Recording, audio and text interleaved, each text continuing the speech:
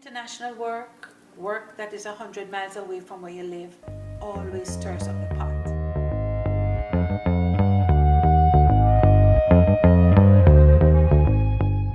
The residency is a residency that encourages them to focus on their practice, but without the distractions of their family and day-to-day life.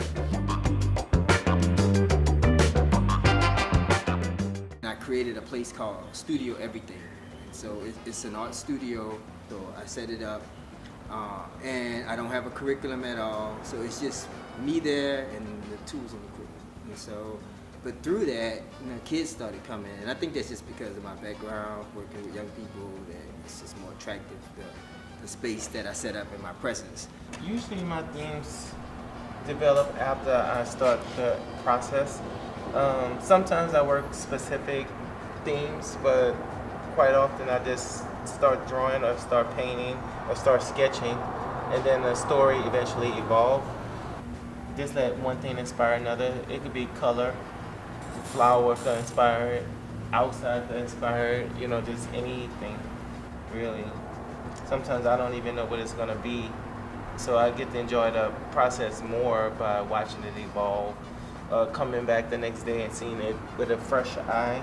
Yeah, yesterday one of the kids from the neighborhood called me. I was talking to him. Like, "What's up, Christian?" And he's like, "Yeah, when you coming back?" And I was like, "What you been doing?" He said, "I've been bored." So I just think, and that's, that's when you know that what you're doing is meaningful. To make the lights for Veneration of Loss. So I built an armature and put it inside the kiln, and I've been heating it up to about 1400 degrees and having these bottles sort of sag inside so I can create individual artworks. This is aluminum and old heart of pine wood, and the surfaces I etch by hand with a wire brush. I also use like a lot of Home Depot materials, foam, wire, fabrics, just everything, aluminums. And I just compose it and I paint on top of it. A lot of artists that use found objects, they might leave it some of the raw areas. I like to paint on top of it because I just like painting on stuff. So you probably gotta look extra close to see what it's made out of. But once I tell you, you can see the actual product bottles and shapes. So that kind of give it like more of a mystique. Where you have to kind of say, oh, is that a bottle? Is it not a bottle? Representative of where the actual location of the murder. So, so what I do is I scribe it onto the surface of the material and then make a carving. So if somebody's around for long, like Christian could be engaged in this Veneration of Loss project, and it can really inform the way he thinks about murder, and so there's a participatory standpoint, and then there's that viewer standpoint. And so, and those layers are all there because of presence. And so how do we get more people presently doing things, like how do you get more, board members and, trustees that's on foundation boards to get out of the boardroom and not just give money, but like go and meet people, and give their heart. I think that's the kind of thing that might start to turn things around. It is my wish and my goal to identify collaborators and sponsors who can continue to assist us to do this work in a very meaningful way. If the artist can come for 2 weeks and say that they found Miami an intellectually catalyzing space, the work is done. To apply for this residency and come here, yes, it gives me a sort of an escape from my own reality, but to be able to do work that provides resources for that reality. I mentioned to someone, like I don't take vacations.